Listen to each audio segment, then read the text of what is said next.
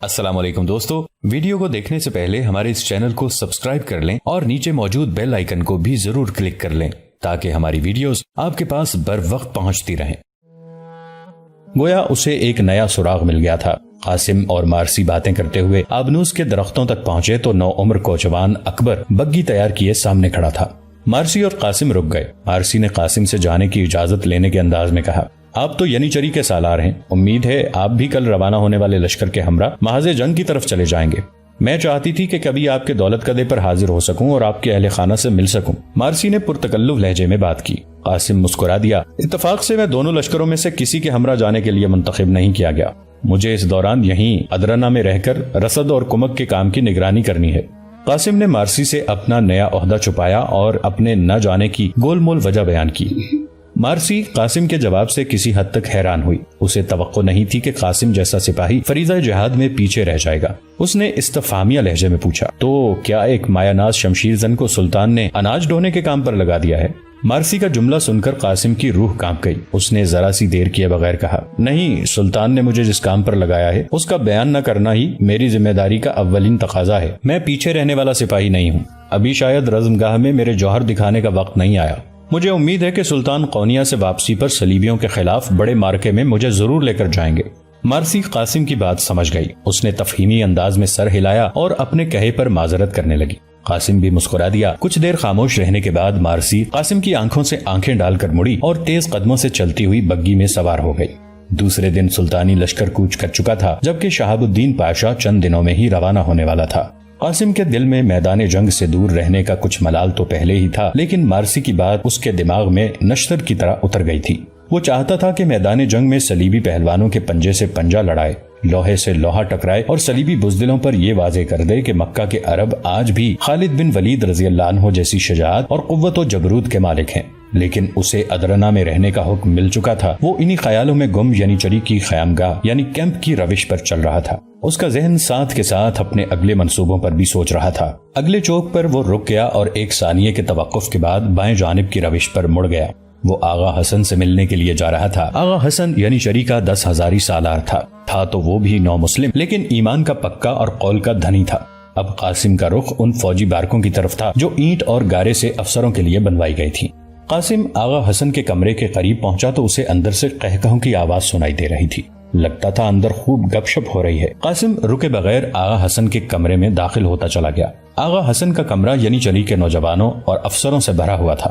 یہاں فرش پر سرکنڈوں کی صف بچھی ہوئی تھی اور دیواروں کے ساتھ تکیے رکھے تھے۔ قاسم داخل ہوا تو سب خاموش ہو گئے اور قاسم کے استقبال کے لیے اٹھ کھڑے ہوئے۔ قاسم نے سب سے بغلگیر ہونے کے دوران ہی کہا، آج تو محفل کشتے زعفران بنی ہوئی ہے، لگتا ہے آپ لوگوں کو تنخواہیں مل چکی ہیں۔ قاسم کی بات سے سب قہقہ مار کر ہنس پڑے، لیکن سالار امیر خان نے برجستہ جواب دیا، بھائی اپنا تو یہی موسیقر گھر بھی ہے اور دنیا بھی، اور یہاں تو ہمارا ہر روز روزے عید ہے، ہر شب شب بارات۔ سب ایک بار پھر ہنس پڑے۔ امیر خان ینیچری کے افسروں میں سب سے زیادہ ہنسمکھ اور برجستہ گو تھا۔ قاسم نے اندازہ لگایا کہ امیر خان کی بدولت ہی آج کی محفل گلنار رہی ہوگی۔ سب بیٹھ گئے تو کماندار اسلم خان نے کسی قدر خشک لہجے میں کہا، حضور تنخواہوں کی کیا بات کی آپ نے؟ سنا ہے بایزید یلدرم کے زمانے تک ینیچری کو خوب تنخواہیں ملتی تھیں اور ادرنا کی عوام کے سامنے ینیچری کا بہت زیادہ مقام اور دبدبہ تھا۔ اب تو ینیچری کو نہریں کھودنے اور پل تعمیر کرنے کے گھٹیا کام پر لگا دیا گیا ہے۔ اسلم خان کی بات سے ایک دم محفل کا رنگ بدل گیا۔ آغا حسن سمیت کچھ افسروں کو یہ بات ناگوار لگی اور کچھ نے اسلم خان کی ہاں میں ہاں ملائی۔ قاسم اب تک ایک ماہر جاسوس ثابت ہو رہا تھا۔ اس نے آتے ہی محفل سے ایسا سوال کیا تھا جس سے وہ ینیچری میں پھیلنے والی ممکنہ بغاوت کے بارے میں ابتدائی معلومات حاصل کر سکتا تھا۔ اسلم خان کی بات سے قاسم کا ماتھا ٹھنکا۔ اس نے سادہ سے انداز میں دوسرا تیر پھینکا، ارے دوستو، یہ تو بتاؤ سلطان کے ہمراہ کون کون گیا ہے اور شہاب الدین پاشا کے ہمراہ کون جا رہا ہے؟ آغا حسن نے فوراً جواب دیا، سلطان کے ہمراہ صرف ینیچری کے 5,000 سپاہی روانہ ہوئے ہیں، باقی تمام فوج جاگیردار سرداروں پر مشتمل ہے۔ اس 5,000 کے لشکر کی کمان اپنا دوست ریاض بیگ کر رہا ہے۔ البتہ شہاب الدین کے ہمراہ ینیچری کے 13 بڑے دستے روانہ ہو رہے ہیں۔ ہراول میں میں اور میرا کماندار امیر خان جائیں گے۔ باقی سب لوگ جو یہاں بیٹھے ہوئے ہیں سوائے اسلم خان کے قلب میں رہیں گے۔ میمنہ اور میسرہ پر جاگیرداروں سرداروں کو مقرر کیا گیا ہے اور 30,000 پیدل سپاہیوں کی کمان سلطان کے بہنوئی محمد چلپی کے سپرد کی گئی ہے۔ یہ تو ہے ہماری کیفیت، لیکن حیرت ہے کہ تمہارا نام کہیں دکھائی نہیں دیا۔ آغا حسن نے شہاب الدین پاشا کی تفصیل بتائی اور آخر میں قاسم سے وہی سوال کر دیا جو مارسی نے کیا تھا۔ قاسم نے آغا حسن کے سوال کو نظر انداز کر دیا اور اسلم خان کی طرف دیکھتے ہوئے کہا، لیکن اسلم خان کو کیوں روک دیا گیا یہاں؟ اس سوال سے اسلم خان بوکھلا گیا. اس نے کسی قدر ہکلاتے ہوئے کہا، آپ بات کھول کر گئے ہیں اور میری بات پوچھ رہے ہیں. پہلے یہ بتائیے کہ آپ کیوں رہ گئے ساتھ جانے سے؟ اس سے پہلے کہ قاسم بولتا سالار عبد الرحمان بول اٹھا، میں بتاتا ہوں کہ قاسم بن ہشام کس لیے لشکروں کے ساتھ نہیں جا سکا. ساری محفل کونے میں بیٹھے ادھیڑ عمر سالار عبد الرحمان کی طرف متوجہ ہو گئی. سلطان نے قاسم کو ادرنا میں رہ کر جنگ لڑنے کا حکم دیا ہے. سنا ہے یہاں کیسر کی کوئی خفیہ فوج موجود ہے. عبد الرحمان کی بات سے اسلم خان اپنی جگہ پر پہلو بدل کر رہ گیا. اب اس کی آنکھوں میں خفت تھی. اس نے سمجھا تھا کہ قاسم خان نے از خود کوچ سے جان چھڑائی ہوگی، لیکن یہاں تو معاملہ ہی الٹ تھا. عبد الرحمان کی اطلاع سے ساری محفل میں سنسنی کی لہر دوڑ گئی. خفیہ فوج؟ یہ آپ کیا کہہ رہے ہیں؟ ادرنا سلطنت عثمانیہ کا دل ہے، اور اگر یہاں بھی خفیہ فوج موجود ہے تو ہونیاڈے کے خلاف جا کر لڑنے کی کیا ضرورت ہے؟ امیر خان نے ماتھے پر شکنے ڈالتے ہوئے سوال کیا. اسلم نے فوراً امیر خان کی ہاں میں ہاں ملائی. جی ہاں، اگر یہاں فوج ہے تو پھر سلطنت عثمانیہ کو سخت خطرات لاحق ہیں. ایسے عالم میں ادرنا سے سلطان کی روانگی کیسے درست ہو سکتی ہے؟ اسلم کی بات کے دوران قاسم پوری طرح اسلم خان کی طرف متوجہ تھا. اسلم خان کی بات کے اختتام پر قاسم نے پھر اپنا سوال دہرا دیا. ہاں، تو آپ بتانے والے تھے کہ آپ لشکروں کے ساتھ کیوں روانہ نہیں ہو سکے؟ اب قاسم کے لہجے میں ہلکی سی چبھن بھی تھی جسے اسلم خان محسوس کیے بغیر نہ رہ سکا. وہ گڑبڑا گیا اور ہچکچاتے ہوئے کہنے لگا، دراصل میرے گھر میں بچہ پیدا ہونے والا ہے، جبکہ میرے گھر کی دیکھ بھال کرنے والا میرے سوا اور کوئی نہیں ہے. قاسم نے اسلم کی بات حیرت سے سنی اور فوراً کہا، تو کیا آپ ماسکر کی اقامت گاہ میں نہیں رہتے جس طرح کے دوسرے سالار رہتے ہیں؟ مجھے تو یہ بھی معلوم نہیں تھا کہ آپ شادی شدہ ہیں. قاسم کی بات کا جواب ادھیڑ عمر عبد الرحمان نے دیا. دراصل ینیچری کے جو سپاہی یا سالار شادی کر لیتے ہیں تو انہیں چھاونی کے علاقے میں سلطان کی طرف سے مکان فراہم کیا جاتا ہے. آپ تو جانتے ہیں کہ ہم سب پہلے غیر مسلم تھے، اور آپ یہ بھی جانتے ہیں کہ ینیچری کے سپاہی زیادہ تر وہ قیدی ہیں جو سلطنت عثمانیہ نے مختلف صلیبی جنگوں میں قید کیے. اس لیے نہ یہاں ہمارا کوئی خاندان ہوتا ہے، نہ ماں باپ اور بہن بھائی وغیرہ. تمہاری بات الگ ہے. ینیچری کی تاریخ میں تم پہلے شخص ہو جو نو مسلم نہیں بلکہ پیدائشی مسلمان ہو. اس قدر معلومات تو قاسم کے پاس بھی نہیں تھی. وہ تو کسی شک کی بنا پر اسلم کے بارے میں تحقیق کرنا چاہتا تھا. اسے معلوم تھا کہ ینیچری کے بعد سالار ابو جعفر جیسے غداروں کے اشاروں پر ناچ رہے ہیں. اچانک قاسم کو کوئی خیال آیا اور اس نے مصنوعی سا کہکہا لگاتے ہوئے کہا، اجی چھوڑیے، آپ لوگ ایک رنگین محفل سجا کر بیٹھے ہیں، میں نے خامخواہ آپ کے رنگ میں بھنگ ڈال دی. چھوڑیے یہ باریک بینیاں اور مجھے یہ بھی بتائیے کہ میرے آنے سے پہلے آپ لوگ کس بات پر ہنس رہے تھے؟ قاسم نہیں چاہتا تھا کہ اسلم خان اس کی جانب سے محتاط ہو، وہ اپنے شک کے سراغ پر مزید کام نہ کر سکے. قاسم کی بات سنتے ہی آغا حسن نے مسکرا کر کہا، آپ کے آنے سے پہلے یہاں محفل مشاعرہ برپا تھی اور کماندار امیر خان اپنے چٹکلے دار فارسی کلام سنا رہے تھے. قاسم خان نے سنا تو حیرت سے امیر خان کی جانب دیکھا اور شرارت سے مسکراتے ہوئے کہا، اچھا تو جناب شاعری بھی فرماتے ہیں، کچھ ہم بھی تو سنیں کہ آپ نے کیا کچھ لکھا ہے. امیر خان نے ڈٹائی سے جواب دیا، اجی شاعری کے کیا کہنے، ہمیں تو اندلس میں ہونا چاہیے تھا. الحمرا کے دربار میں ہم اپنا کلام سناتے اور دیوان خاص کی شہزادیاں بالکنیوں سے ہم پر پھول نچھاور کرتی. امیر خان کی بات سے ایک زوردار کہکہا بلند ہوا اور کمرے کی فضا یکسر بدل گئی. اتنے میں عبد الرحمان نے قاسم سے مخاطب ہو کر کہا، قاسم بن ہشام، آپ تو عرب ہیں، کیا فارسی شاعری آپ کی سمجھ میں آئے گی؟ آپ سمجھ میں آنے کی بات کرتے ہیں، میں آپ کو فارسی کا شعر سناتا ہوں. ساری محفل یکدم ہمتن گوش ہو گئی. قاسم زیر لب مسکرا رہا تھا. اس نے کچھ دیر توقف کے بعد انتہائی خوبصورت ترنم سے اسلم خان کی جانب دیکھتے ہوئے فارسی کا ایک شعر سنایا جس کا ترجمہ کچھ یوں ہے، میں وہ نہیں کہ تو جنگ کے روز میری پشت دیکھے، میں تو وہ ہوں کہ تو میدان جنگ میں خاک و خون کے درمیان پڑا ہوا میرا سر دیکھے گا. آن من باشم کے روزے جنگ بینی پشت من. قاسم کا شعر اس قدر خوبصورت تھا کہ آغا حسن کے کمرے میں واہ واہ کا شور مچ گیا. شعر پڑھنے کے دوران قاسم کی نظریں اسلم خان پر جمی ہوئی تھیں، چنانچہ وہ بری طرح جھینپ گیا. آغا حسن اور امیر خان قاسم کا شعر سن کر انہوں نے قاسم سے پھر فرمائش کی کہ وہ اپنے شعر کو مکرر ارشاد کرے. قاسم نے مسکراتے ہوئے دوبارہ شعر سنایا اور سب نے دوبارہ داد دی.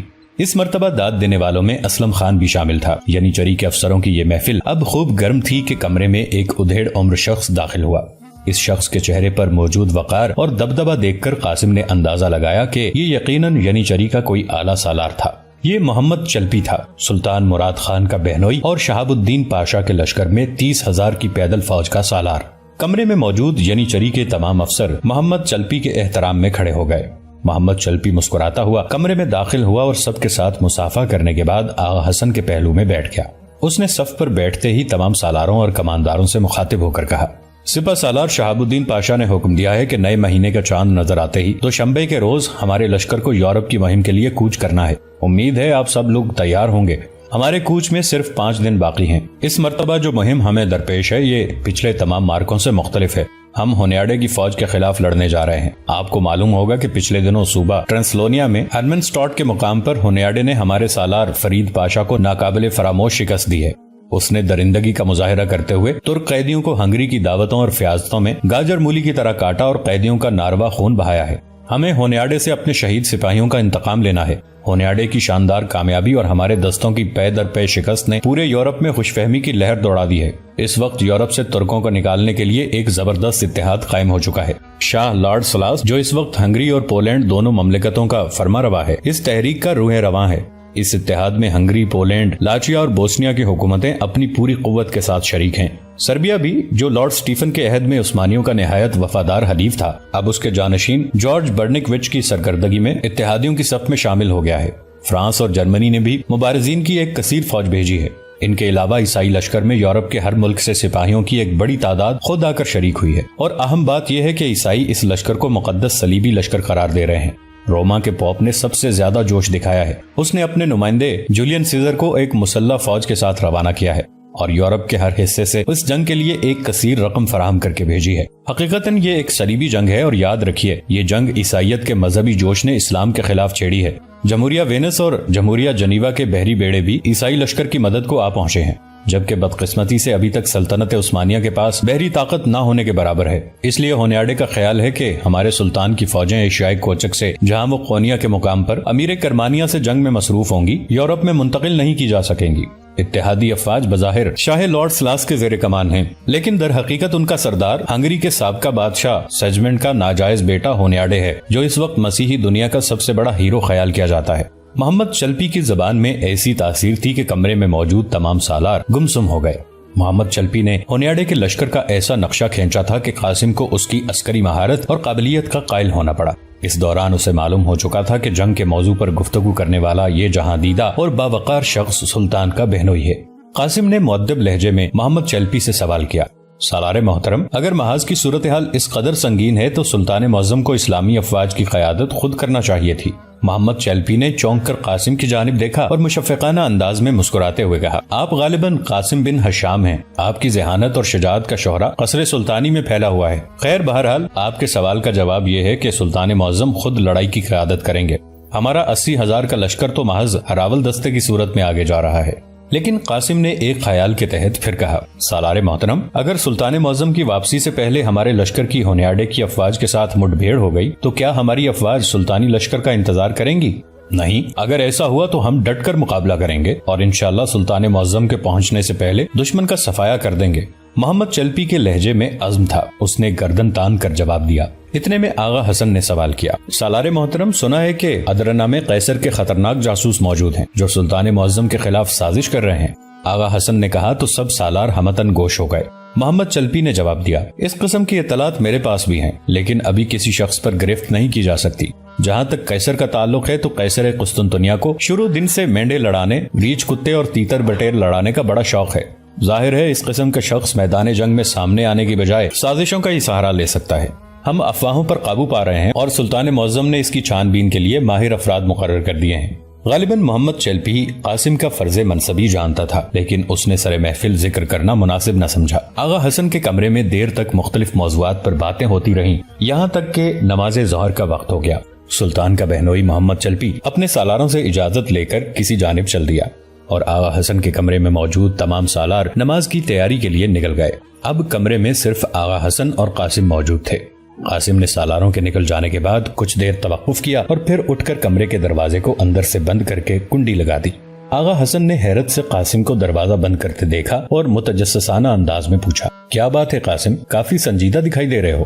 قاسم نے آغا حسن کو اپنے قریب بیٹھنے کا اشارہ کیا اور کسی قدر مدھم آواز میں اس کے ساتھ مخاطب ہوا، آغا، تمہیں اندازہ ہوا کماندار اسلم نے میری تنخواہ والی بات پر کس قسم کا تبصرہ کیا تھا؟ آغا حسن نے جواب دیا، کیسا اندازہ؟ مجھے تو وہ بات بہت بری لگی تھی۔ یعنی چری کے تمام سپاہی سلطان کے بیٹے ہیں، ہمیں تنخواہوں اور مال و دولت سے کچھ غرض نہیں۔ اسلم خان نے گھٹیا بات کی تھی جو میرے خیال میں سب کو بری لگی ہوگی، لیکن تم کیا کہنا چاہتے ہو؟ آغا حسن صرف سپاہی تھا، سراغ رساں نہیں تھا۔ اس نے اسلم خان کی بات کو صرف ظاہری طور پر لیا تھا، جبکہ قاسم اسلم خان سے متعلق شک میں مبتلا تھا۔ اسے یعنی چری میں ان افواہیں پھیلانے والوں کی تلاش تھی۔ سلطان مراد خان ثانی واقعی ایک تجربہ کار سلطان تھا۔ اس نے شاہی سراغ رساں کے لیے قاسم بن حشام کا انتخاب کر کے دانشمندی کا ثبوت دیا تھا۔ قاسم پہلے دن سے ہی ہر کسی شخص کو شک کی نگاہ سے دیکھنے لگا۔ اس نے آغا حسن کی بات سنی اور منہ بسور لیا اور تادیبی انداز میں کہنے لگا، آغا عقل کے ناخن لو، یہ بھی تو دیکھو کہ اسلم خان نے لشکروں کے ساتھ روانہ ہونے سے معذرت کر لی ہے، جبکہ سلطان کے خفیہ محکمے کا یہ کہنا ہے کہ سلطنت کے غدار سلطان کی عدم موجودگی میں ادرنا کے اندر دنگا فساد کرنا چاہتے ہیں۔ یہ بھی خبریں ہیں کہ ینیچری کے بعد سالار غداروں کے ساتھ ملے ہوئے ہیں۔ قاسم نے آغا حسن کو سوچنے پر مجبور کر دیا۔ آغا حسن نے پرتجسس نگاہوں سے قاسم کی جانب دیکھا اور کہا، یہ تو مجھے معلوم ہے کہ ہماری فوج میں کالی بھیڑیں موجود ہیں، لیکن اسلم خان کے بارے میں اس سے پہلے میں نے کبھی نہیں سوچا تھا۔ تمہاری بات دل کو لگتی ہے، کیونکہ جہاں تک میرے علم میں ہے اسلم خان کے گھر میں ابھی بچہ پیدا ہونے میں بہت دیر ہے۔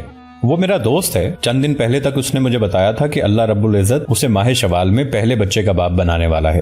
آج جب اس نے اپنا عذر بتایا تو مجھے بھی قدر حیرت ہوئی۔ اور پھر سب سے بڑی بات یہ ہے کہ ایک سپاہی کو میدان جنگ کی طرف روانہ ہونے سے کبھی معذور نہیں ہونا چاہیے، چاہے وجہ کچھ بھی ہو۔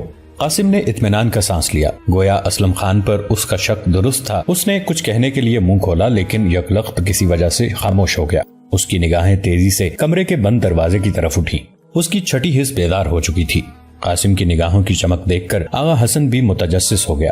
قاسم نے ہونٹوں پر انگلی رکھ کر آغا حسن کو خاموش رہنے کا اشارہ کیا اور خود اپنی جگہ سے اٹھ کھڑا ہوا۔ اب وہ دبے پاؤں دروازے کی طرف بڑھ رہا تھا۔ وہ دروازے کے قریب پہنچا اور اس نے بے آواز طرح سے دروازے کی کنڈی ہٹا دی۔ اگلے لمحے اس نے یکلخت دروازے کے دونوں پٹ جھٹکے سے کھول دیے۔ وہ دروازہ کھلنے کے ساتھ ہی دھڑام کی آواز سنائی دی اور ینیچری کا ایک نوجوان سپاہی اندر کمرے میں آ گرا۔ وہ غالباً دروازے کے ساتھ کان لگا کر آغا حسن اور قاسم کی باتیں سننے کی کوشش کر رہا تھا۔ قاسم اور آغا حسن نے بجلی کی سی تیزی سے اپنی شمشیریں بے نیام کر لیں۔ قاسم نے تلوار ہوا میں لہرائی اور آگے بڑھ کر دروازے کی کنڈی پھر لگا دی۔ یہ ایک سراغ رساں کی حیثیت سے اس کا پہلا مارکا تھا۔ ینیچری کا نوجوان سپاہی قاسم اور آغا حسن کی تلوار دیکھ کر بوکھلا گیا تھا۔ اس کے چہرے پر موت کی زردی آنے لگی اور وہ گڑ گڑانے لگا۔ قاسم نے تلوار کی نوک اس کی گردن پر رکھ دی اور اسے پیچھے کی طرف دھکیل کر دیوار کے ساتھ لگا دیا۔ قاسم نے شیشناک کی طرح پھنکارتے ہوئے اس نوجوان سے سوال کیا، تم ہماری باتیں کیوں سن رہے تھے؟ کون ہو تم اور کس کے کہنے پر جاسوسی کر رہے ہو؟ نوجوان کا حلق خشک ہو چکا تھا۔ اس نے ایک خشک گھونٹ لے کر زبان تر کرنے کی کوشش کی۔ اتنے میں آغا حسن جو نوجوان کو غور سے دیکھ رہا تھا بول اٹھا، یہ ینیچری کے 22ویں دستے کا ایک نیا سپاہی ہے اور اسلم خان کی کمان میں لڑتا ہے۔ آغا حسن کی بات پر قاسم نے مانی خیز نظروں سے آغا حسن کی جانب دیکھا اور پھر نوجوان سے سوال کیا، کیا نام ہے تمہارا؟ ترک باز۔ نوجوان نے خوف سے ہکلاتے ہوئے نام بتایا۔ تمہیں ہماری باتیں سننے کے لیے کس نے بھیجا ہے؟ قاسم نے پوچھا، لیکن وہ خاموش رہا۔ قاسم نے تلوار کا دباؤ بڑھا دیا۔ ترک باز کی آنکھیں ابلنے لگیں۔ اس کی نرغٹ سے ذبح ہوتے بکرے جیسی آوازیں بلند ہو رہی تھی۔ قاسم نے اپنا سوال دہرایا، بتاؤ تمہیں کس نے بھیجا ہے؟ اگر نہیں بتاؤ گے تو یاد رکھو میں تمہارے ہاتھ پیر کاٹ کر تمہیں شہر کے چوراہے پر پھینک دوں گا۔ مارے دہشت کے ترک باز کا رنگ خزاں رسیدہ پتے جیسا ہو گیا تھا۔ وہ پھر بھی کچھ نہ بولا۔ وہ شاید کسی کا نام نہیں لینا چاہتا تھا۔ قاسم نے جب دیکھا کہ ترک باز سیدھی طرح نہیں بتائے گا تو اس نے آغا حسن کو ترک باز کے ہاتھ پیر باندھنے کے لیے کہا۔ آغا حسن نے اپنی تلوار رکھی اور کمرے میں رکھے صندوق سے رسی نکال لایا۔ کچھ دیر بعد ترک باز ہاتھوں پیروں سے بندھا کمرے کے فرش پر پڑا کانپ رہا تھا۔ اب آغا حسن اور قاسم اس کے قریب بیٹھے تھے اور قاسم نے کہا، دیکھو تم سیدھی طرح بتا دو تمہیں کس نے بھیجا ہے، ورنہ تم جانتے ہو کہ تمہاری ایک ایک بوٹی الگ کر دیں گے۔ اتنا کہنے کے ساتھ ہی قاسم نے اپنی تلوار سے اس کے کندھے پر چرکا لگایا۔ اس کی قمیض پھٹ گئی اور اس کے کندھے پر فر فر خون بہنے لگا۔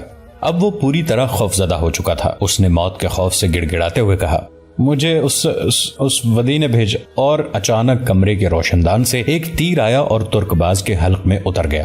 کچھ لمحے تو آغا حسن اور قاسم کو سمجھ نہ آئی کہ کیا ہوا۔ ترک باز خون میں لت پت ہو رہا تھا۔ اس کے ہاتھ پیر بندھے ہوئے تھے اور آنکھیں اپنے حلقوں سے ابھر رہی تھیں۔